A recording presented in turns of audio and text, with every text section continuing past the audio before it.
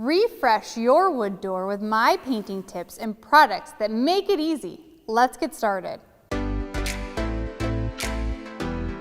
You have two options when painting a door. You can either leave it hung or you can take it off.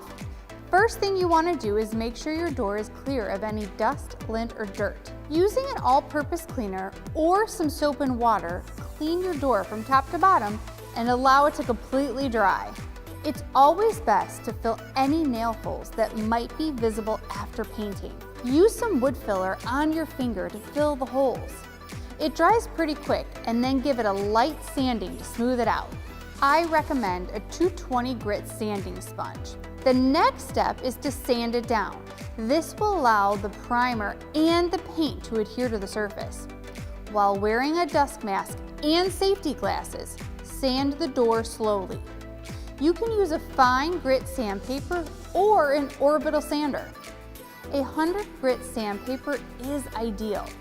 Make sure you give the surface a quick wipe with a damp cloth to remove any dust left over from sanding. Once your surface is completely clean, apply painter's tape on the window, glass, doorknobs, deadbolt locks, basically anything you don't want painted. I like using Ace Clean Release Painter's Tape. Its strong adhesion makes it ideal for painting front doors. Primer is key to getting a good, durable finish that won't peel off. I recommend Zinsser Bullseye 123 White Water-Based Primer.